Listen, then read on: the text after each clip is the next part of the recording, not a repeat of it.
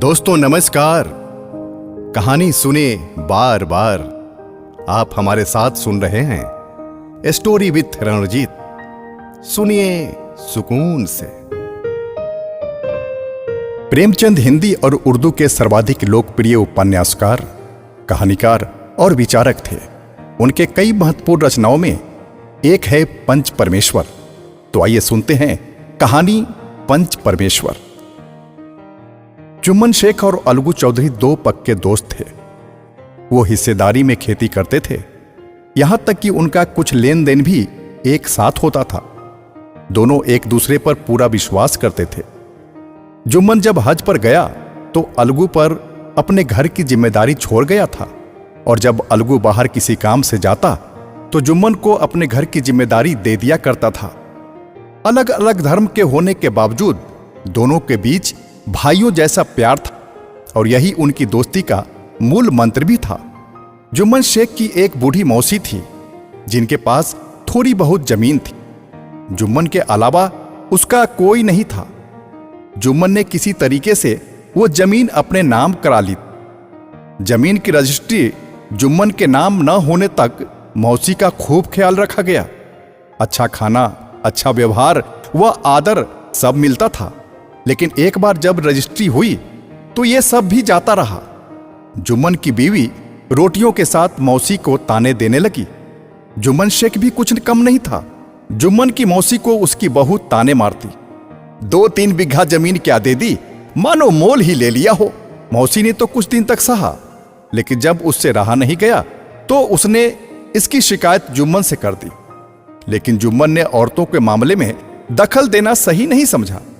कुछ दिन तक तो यूं ही चलता रहा, लेकिन जब मौसी से सब सहा नहीं गया तो उसने जुम्मन से कहा, बेटा अब मेरा तुम्हारे साथ नहीं निभ पाएगा।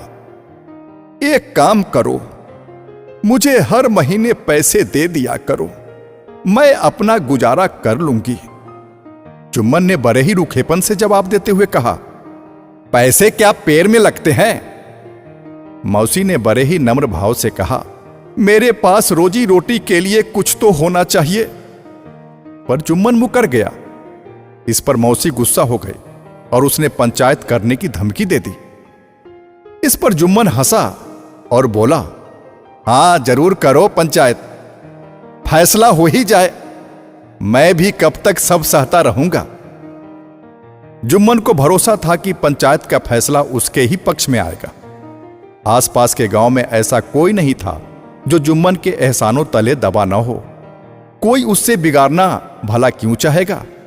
उसे अपनी जीत पर कोई संदेह नहीं था, क्योंकि आसमान से फरिश्ते तो पंचायत करने आएंगे नहीं। इस बीच बेचारी मौसी हाथ में लाठी लिए एक गांव से दूसरे गांव दौड़ती रही। एक एक कदम चलना मुश्किल हो रहा था, लेकिन अब बात आन पड़ी थी तो उसका निर्णय होना तो जरूरी था। गांव में शायद ही कोई ऐसा शख्स होगा जिसको बुढ़िया ने अपना दुखड़ा न सुनाया हो। किसी ने तो बुढ़िया को बातों को ऊपर ही ऊपर सुना, तो किसी ने उसके प्रति अपनी संवेदनाएं दिखाई। ऐसे बहुत ही कम लोग थे जिन्होंने बुढ़िया की बातों को गौर से सुना हो। सब तरफ घूम घाम कर अंत में बुढ़िया अलगू चौधरी के पास पहुंची। अपनी लाठी किनारे रखते हुए उसने अलगू से कहा, बेटा तुम भी मेरी पंचायत में आना। अलगू ने कहा, मुझे बुलाकर क्या करोगी मौसी? गांव के और लोग तो आएंगे ही। मौसी बोली, अपनी मुसीबत का रोना सबके आगे रो आई।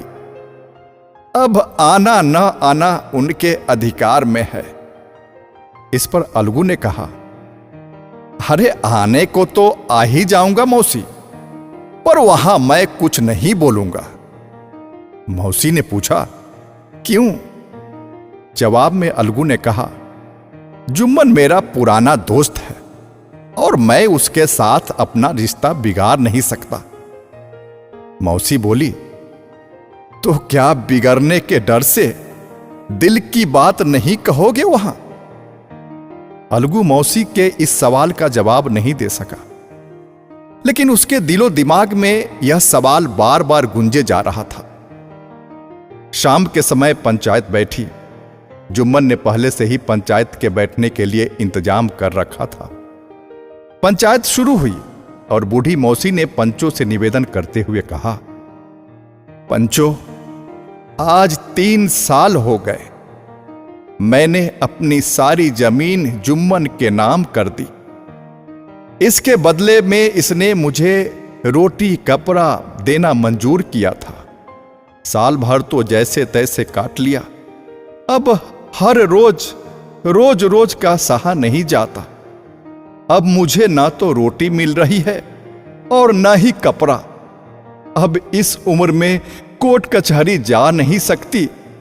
ऐसे में तुम लोगों के सिवा मैं किसे अपना दुखड़ा बताऊं?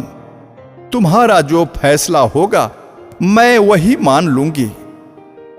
रामधन मिश्र, जिनके कुछ परिचित असामियों को जुम्मन ने अपने गांव में बसाया था, उसने जुम्मन से पूछा, हां मियां, तुम किसी पंच को बदलना चाहो तो अभी कर लो। बाद में जो पंच कहेंगे वो फैसला तुम्हें मानना होगा। जुम्मन को फिलहाल सदस्यों में वही लोग दिखाई दे रहे थे जिनसे किसी न किसी कारण उनका मनमुटाव था। जुम्मन ने रामधन मिश्र को उत्तर देते हुए कहा, मेरे लिए पंचों का हुक्म अल्लाह के हुक्म की तरह है, मुझे कोई आपत्ति नहीं। इस पर बूढ़ी मौसी जुम्मन से बोली, पंच किसी का दोस्त या किसी का दुश्मन नहीं होते। अगर तुम्हारा किसी पर विश्वास नहीं है तो रहने दो। तुम अलगू को ही अच्छी तरह से जानते हो ना, तो मैं उसे ही सरपंच मानती हूं। यह बात सुनकर जुम्मन अंदर ही अंदर खुश हुआ। अपनी भावनाओं को छुपाते हुए जुम्मन ने कहा, चलो अलगू चौधरी भी ठीक है। मेरे लिए तो जैसे रामधन वैसे अलगू। अलगू ने जैसे ही यह बात सुनी तो वह थोड़ा असमंजस में पड़ गया।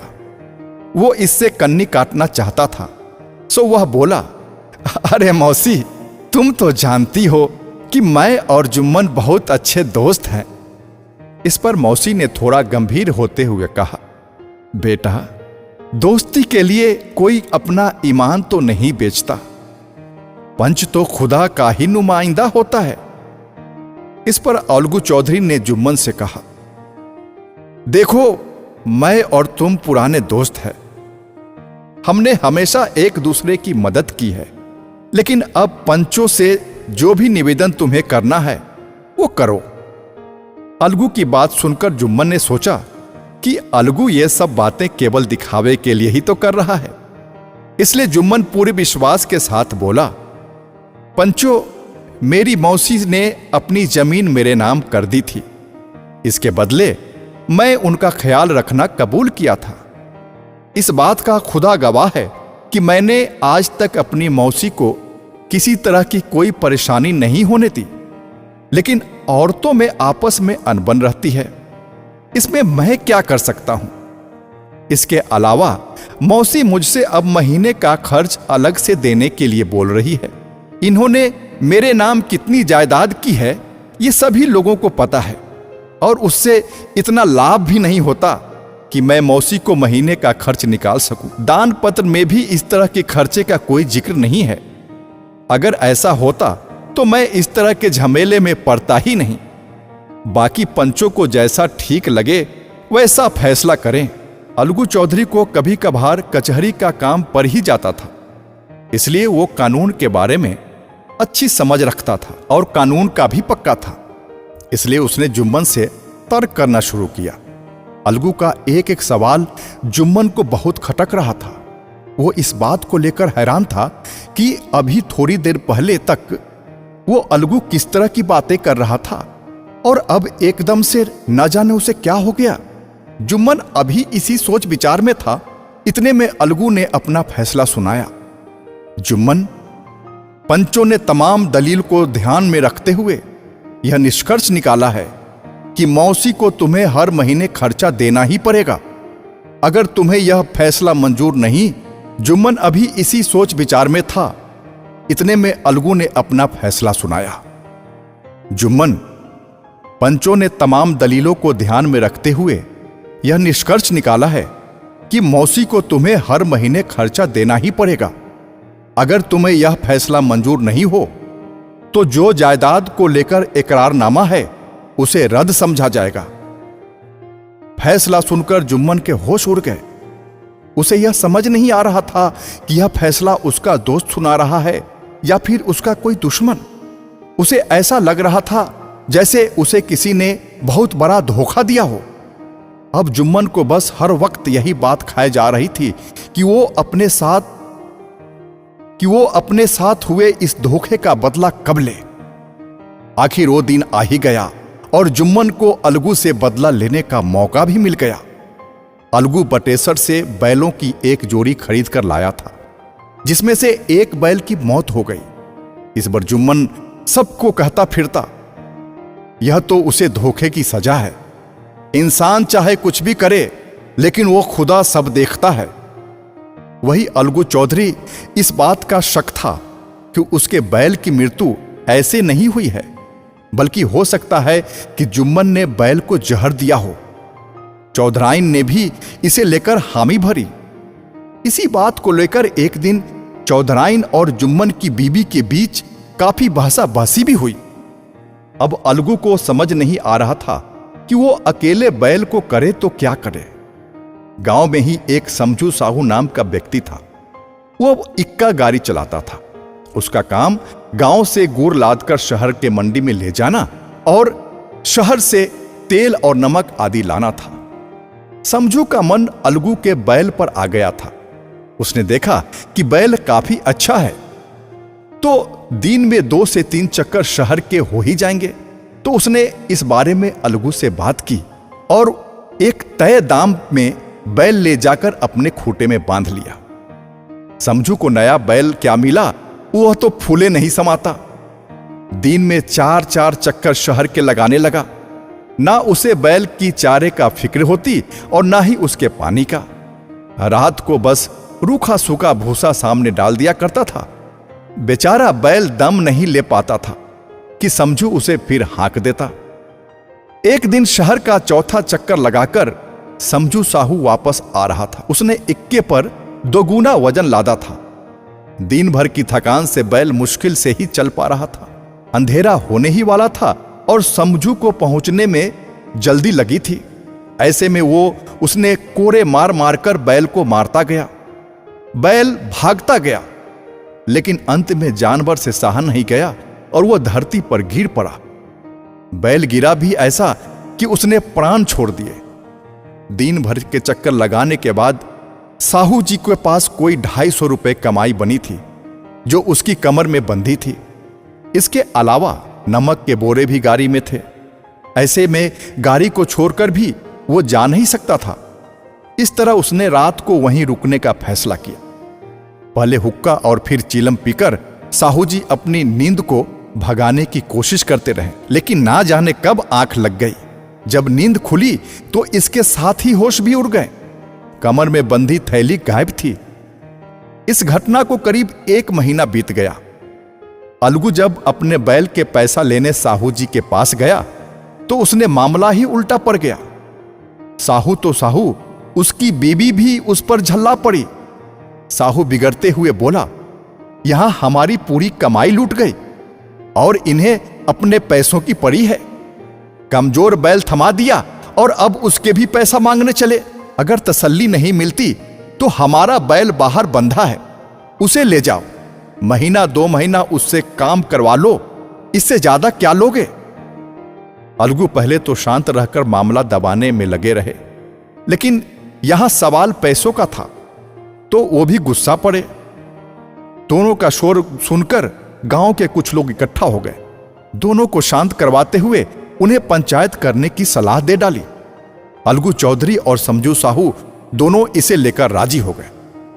फिर क्या था, घटना के ठीक तीसरे दिन पंचायत बैठी। रामधन मिश्र ने कहा, देर क्यों करें, अपने पंचों का चुनाव कर लो।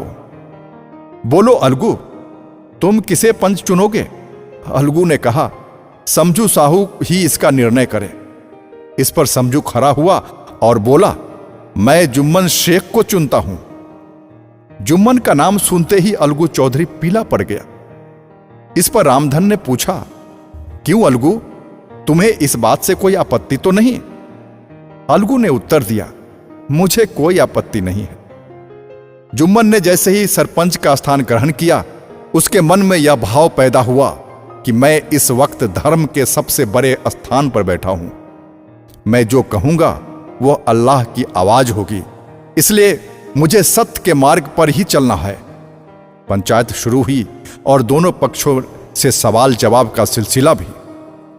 इस बात को लेकर सभी की सहमति थी कि समझू को बैल का खरीद मूल्य तो देना ही होगा, लेकिन दो पंच इस बात को लेकर समझू को थोड़ी राहत देना चाहते थे, क्योंकि बैल के मर जाने पर उसे भी हानि हुई थी। लेकिन उसके उलट दो पंच समझू पर बैल के मूल्य के अलावा उस पर अतिरिक्त दंड राशि भी लगाना चाहते थे, ताकि कोई दूसरा पशुओं के साथ इस तरह का क्रूर व्यवहार करने से पहले 100 बार सोचे। अंत में जुम्मन खड़ा हुआ और फैसला सुनाते हुए बोला, अलगू चौधरी और समझू साहू, पंचों ने पूरे मामले पर अच्छी तरह से सोच विचार कर यह निर्णय लिया है कि समझू साहू अलगू चौधरी को बैल के पूरे पैसे देगा, क्योंकि जब बैल खरीदा गया था तो उसे कोई बीमारी नहीं थी। बैल की मौत उस पर किए जुल्म और करे परिश्रम से हुई है। इस पर रामधन मिश्र ने खड़े होते हुए कहा, समझू साहू ने बैल को अपने किए की वजह से मारा है, इसलिए उससे तो अतिरिक्त दंड भी लेना चाहिए। इस पर जुम्मन ने कहा, यह दूसरा मामला है, इसे अभी उठाने का कोई मतलब नहीं। इस पर झगरू साहू बोले, पर समझू को भी तो थोड़ी रियायत मिलनी ही चाहिए। इस पर जुम्मन ने कहा, यह अलगू चौधरी का खुद का फैसला है, अगर वह समझू को रियायत देता है तो यह उसका बड़प्पन होगा। पंचों का यह फैसला सुनकर अलगू चौधरी बहुत खुश हुआ और जोर से नारा लगाते हुए बोला, पंच परमेश्वर की जय। पंचायत में मौजूद सभी लोग अलगू के साथ यह नारा लगाने लगे। हर कोई जुम्मन की न्याय नीति की तारीफ कर रहा था। पंचायत खत्म होते ही जुम्मन अलगू के पास आया और रोते हुए उसे गले लगाया। जुम्मन बोला, भाई अलगू, जब तुमने मेरी पंचायत का फैसला सुनाया था तो मुझे बहुत बुरा लगा था और तब मैं तुम्हारा शत्रु बन बैठा था।